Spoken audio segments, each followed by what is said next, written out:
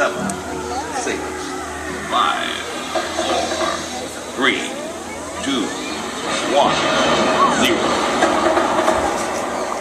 Good afternoon. Please help me welcome Jackson, the Harris's Hawk. Come on down here, Jackson.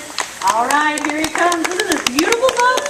Now, Harris's Hawks, like Jackson, can be found here in New Mexico, but they prefer a much hotter climate down near Hobbs. These guys are actually known. Where are you going, buddy? These birds are actually known as the wolves of the sky because they're the only birds of prey that actively. Hey, if you guys will wait for just a second, Jackson, come on down here. Come on, there you go. These guys are the only birds of prey that will actively hunt in large social groups.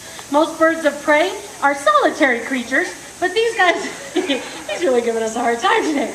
These guys will actually work in social groups where they can have half of the flock flush the birds out of, you're a stinker today. Jackson, come on down here.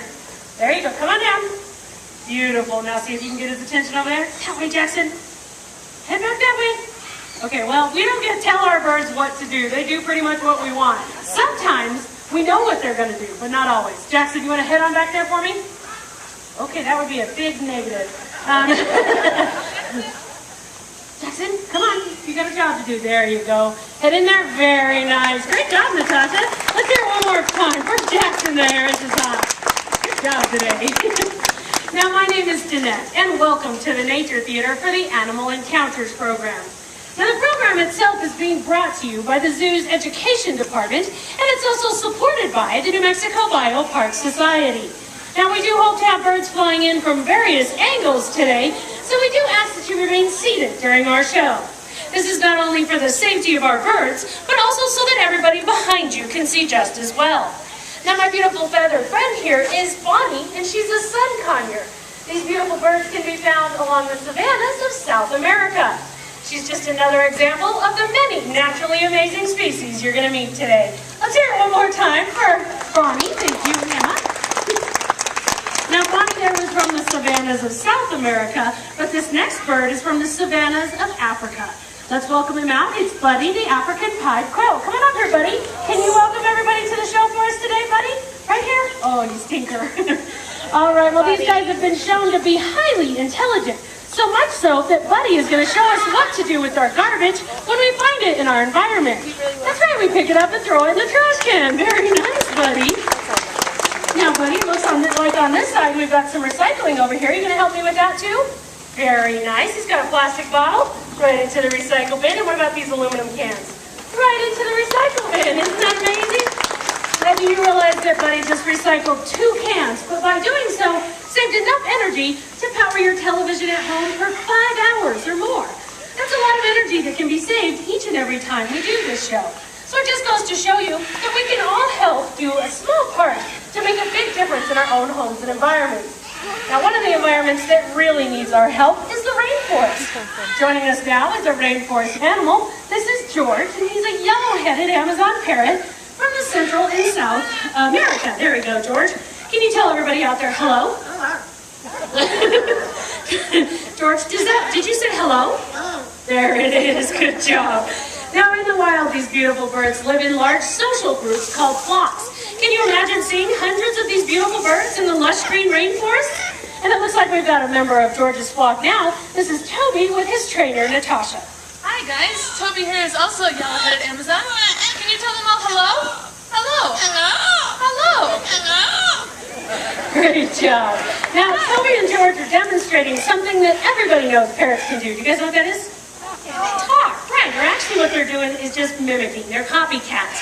Now, George here has chosen to mimic a last name for himself. Can you tell everybody your last name, George? Well, that was good, but kind of mumbled. Did you say George of the Jungle, George? You did say George of the Jungle. Toby and George like to laugh at each other a lot. In fact, they compete for the attention of the entire flock, especially the pretty birds. That's right, George. And what is it you say when you see a pretty bird? Yeah. Toby, how do you get their attention? Do you sing? You sing? Oh. I want to work on that last note a little bit there, Toby. Hey, George, what did you think? Oh, you. It wasn't that bad, George. But Toby, now that you're warmed up, can you sing everyone your song? Oh, great job. Wasn't that amazing, guys? That's Toby and George. One more thing they love to do, though, before they go is to wave bye-bye to the audience. But they need your help, too. So everybody wave bye-bye to George. George, can you wave bye-bye? Wave bye-bye to Toby. Wave bye-bye to everybody, George. There you go. Great job. Wave bye-bye. There it is. Good job. And on this side, too. This side, too. There you go.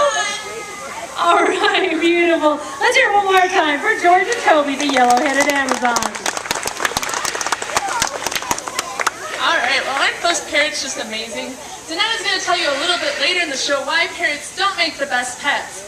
But for now, I'm going to show you another animal that doesn't make the best pet. This is a young American alligator. The zoo here actually has 4 of these guys, all animals that came from owners who learned too late what bad pets they make. Now, don't get me wrong, gators are really cool. Crocodilians in general are the only reptiles to provide direct maternal care. They're the only reptiles that have the part of the brain used for problem solving, and they can even be trained to come what's called to recognize their own names. But you also have to remember that they grow to about 16 feet long, they live for 50 years, and they can eat you. Now, while they don't make the best pets, they are incredibly important to their native ecosystem in southeastern U.S. We came really close to losing these guys forever in the 1950s, but thanks to conservation efforts from people like you, they are now off the endangered species list, and their populations are stable in the wild. So it just goes to show you that our actions really do matter. All right, let's hear it one more time for Natasha and the American alligator. Yeah, they're cute at that size, right? But you know, for this next part of our show, we are going to need a little bit of help from the audience. Maybe there's a real strong young person out there that wants to help. Luke, you ready? You want to help us out today? Why don't you come on up here for me, buddy? All right, now I promise it's not going to hurt, but he can come too if he wants. Come on over here. You can help me too. That's right. Come on over here. Yeah, come on up here. Can you tell everybody out there what your name is? Kavan. Kavan. And where are you from? Where do you live? Do you live here? No? Not with the monkeys, huh? No, definitely not. Okay. What's your name? Luke. Luke. And where are you from? Here. From here at the zoo with the monkeys, right? No, okay. Well, what I'm going to ask these 2 brave guys to do is to take a hold of these nuts. These are one of the bird's favorite nuts, and they're also an important part of their diet in the wild. But of course, they don't eat the shells, right? They have to crack open the shell to get to the nut on the inside. So you guys said you were strong young men. Can you go ahead and take a hold of that one? You crack that one. Go ahead and crack them open for me, would you? Go ahead, just crack them right open. Ouch, don't hurt yourself. Oh, I can see your muscles. No, you guys know I'm just playing with you, right? Because you or I wouldn't be able to open this up without some sort of tool to help us do it. But I know somebody that can have it right open. Well, Luke, why don't you come right over here, stand right about there for me, and can you face the front? There you go, turn around, let's welcome him down. It's Max, the military macaw. Here he comes, guys. Isn't this beautiful? Come on down here, Max. There he comes. Isn't it beautiful? Like a rainbow and how's that? Now we're helping us out today, guys. You'll both get one of these ABQ Bio Heart bracelets. There's one for you, too. All right, why don't we give a round of applause to our brave volunteers. You guys head on back down there for me. Luke, you go that way, and you go that way. Very nice. Let's see if we can get Max down here to show these guys how it's done. Max, you ready? Come on down. Come on down, Max. Oh, I guess that would be a no. Max, come on down here. You got a job to do. Come on down, Max. Oh, you stinker. Max, come on down here. Come on. There he goes. Beautiful job. Now you're going to notice just how quickly Max does manage to get that hazelnut opened up. That's because of the naturally amazing strength in his beak. Now, oh, there he goes. He's already got it cracked. But you know, in the rainforest, these guys constantly chew on the leaves and in trees in order to keep the growth of their beaks under control. But in your homes, they're going to find the next best thing, which could be your furniture or even your fingers. Let's hear it one last time for Max, the military macaw, everybody. Great job. Now it looks like we've got another incredible parrot over here. Now this is Bo. Hey Bo, could you tell everybody hello? Very nice. Bo here is a green-winged macaw, and green wings are the second largest of all the macaw species. Well, hi Bo. Well, hi Bo. Oh, okay, let's try that again. Hi Bo. There it is. Good job. Thanks for asking. Hey, does Bo wanna? Yeah, she always gets that one. Good job, Bo. Was that one good? Okay, then we'll give you one more. Now, like Natasha said, we don't recommend parrots as pets for most people. In fact, do you realize all the parrots you're going to see in today's show were donated donated to the zoo by somebody who could no longer keep them as a pet in their home. But we do know that Bo must have come from a home that had dogs in it because she learned to mimic the sound that a dog makes. Hey Bo, can you bark? Can you bark? Very nice. She may bark like it other folks, but she knows she's a whole lot prettier. She'll even tell you, hey Bo, what kind of bird? She's a pretty bird, that's right. Now she is very pretty, but she's also pretty darn loud. Bo, can you demonstrate? Can you whistle? Very nice. As you can hear, it is very loud. Now parrots like Bo start making calls like that around sunrise, 7 days a week. I think she thinks it's kind of funny to wake you guys up that early. Hey Bo, could we hear your strange laugh? It's a little creepy if you ask me. Say, does Bo wanna, are you sure Bo? Do you really want one? Yeah? All right, great. Now there's one more thing Bo loves to do before we go, and that's to blow everybody in the audience a great big kiss. Very nice, Bo, you did a good job, but it's time to say, all right, well that's Bo, the green-winged macaw, everybody. Great job, guys, there you go, Bo. Now, I'd like to bring down another amazing animal. But before I do, I just got to warn you that black vultures like Bert are known to be incredible flyers, but terrible landers. So just be prepared to duck, and let's welcome him down. It's Bert, the black vulture. Come on down here, Bert. All right, here he comes. Now he does fly low. Thanks, Bert. Whoa! Where are you going today? There he comes. Of course, he heads over to the cow skull there. But do you realize that vultures like Bert are one of just a few species of birds that are even known to have a sense of smell? Now, you can't find black vultures like Bert here in New Mexico, though. You gotta head down to Texas or into Mexico to find this species. But no matter what species of vulture you find, they all have a very, very important job to do in nature. They're like nature's garbage men. They are the original recyclers. They're going to take care of whatever dead or decaying animal waste might otherwise stink up our planet. All right, Bert, you did a good job. Let's hear it one more time for Bert the Black Vulture. Now here's Natasha. So we've seen a lot of really cool birds so far today. And so one thing they have in common is that a lot of these birds spend most of their time in the trees or up in the air flying. There are some species of birds, however, that prefer to spend their time down on the ground, like our next bird. Please help me welcome out Seabird, the red-legged Seriema. Here she comes. Let's have you get a good look at you, Seabird. Alright, so red-legged Seriemas come from the grasslands of South America. They're predatory birds, which means they eat meat. But unlike a lot of the raptors you're going to see later in the show, she's really savoring that piece, they don't have that strong, sharp talons or the strong beak to kill their prey. So instead they have to be a little more creative. Seabird! She's not staying with me today. She's going back to that mouse piece. See if we can get her on the table. There you go, Seabird. Here she comes.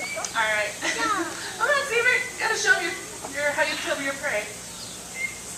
So instead of, they'll hunt things like lizards and snakes. There we go. Okay. So we're gonna have her demonstrate using this rubber snake. Let's see if she will go for it. She's seeming pretty distracted today. And what they'll do is grab it around the head or the tail, they'll get it just right, and then they, well, there she goes. She had to make you wait for it. Let's see if she'll do it one more time for you. She's got to get it situated just right. Come on, Seabird. Is it dead? She might not do it again. Oh, there she goes. Well, good girl, Seabird. Head on over there. So not only does she kill her prey by whacking them this way, I think she also tenderizes it a little as well. Thank you, Seabird. That was Seabird, the red-legged Seriema. Great job, Seabird. Now, she may not have the strong beak and sharp talons of a natural predator, but this one sure does. Her name is Cassidy, and she is a red-tailed hawk. Red-tailed hawks like Cassidy are the most common species of large hawk in all of North America. Now, can anybody guess what a predatory bird like this might eat in the wild? Owls? Mice? Yeah, definitely. She loves a nice juicy McMouse for breakfast. That's her favorite. And you know, we are real glad to have her here because ever since she's been a part of our program, we sure haven't seen any mice or rats or rodents of any kind running around in this area. That's right, she's number one, definitely. Because, yeah, number one for sure. Because she took care of whatever rodent problem we might have had, and it's a good thing, too. You know, if we did have mice or rats or rodents of any kind that ran around out here, do you realize if we left one pair of mice alone for 1 year, that single pair of mice could be responsible for producing thousands and thousands of new mice each and every year. So you see, we rely on our large predators like Cassidy, the owls, and even snakes to help us keep our rodent populations under control. Well, this is Cassidy, folks. She's our red-tailed hawk. But up next is another, ferocious aerial predator. That's right, Cadet. So here I have Falco. He's an American kestrel, and he's another bird you guys might have seen in your own backyards because they're native to New Mexico. Now, kestrels are known for being incredibly agile hunters and will actually hover in the middle of the air before going down to catch their prey. Can you guys guess what he might like to eat? You can just shout it out. I heard bugs, that was right. And mice, yep. Little insects like grasshoppers and mice are his favorite. Now, Falco unfortunately can no longer take care of himself in the wild because he broke his wing. So instead he lives here with us at the zoo and acts as an ambassador to his species in the wild. So if you guys like Falco here, you'll love our next predator. That's right, everybody. Now this is Luna, and she's a Eurasian eagle owl. Eagle owls like Luna here are the largest species of owl in the world. This one also happens to be a female or a girl, and females in the predatory bird world are typically larger than the males are. You know, she is such a ferocious aerial predator that in her native Russia, she'll even hunt and eat the local small deer. Did you say deer? That's right, yep. Well, Falco here is a lot smaller than any small deer I know, so we better get out of here. All right, let's hear it one more time for Falco, the American kestrel. Thank you, Natasha. Now, Falco and Luna are birds of prey. They're totally built for hunting, owls particularly at nighttime. These guys can see 100 times better than we can in the dark, and they can actually hear a mouse squeaking over a quarter-mile away. Another amazing adaptation of the owl is the ability to fly nearly silently. Let's see if she's willing to demonstrate for us today, Luna. There she goes. Isn't that incredible, folks? Owls actually have specially adapted feathers that allows part of the wind to pass through the feather as they fly. This absorbs the sound that they make and helps them to be nearly silent in order to sneak up on their prey. Hey, Luna. Coming back this way? What do you think? Come on back. There she goes. Isn't that amazing, folks? Let's hear it for her one more time. It's Luna, the Eurasian eagle owl. Thank you, Luna. Now, you know, folks, we sure have talked a lot today about animals in the naturally amazing way that they're a part of our world. They all have a job to do in nature, but you know, we have a job to do too.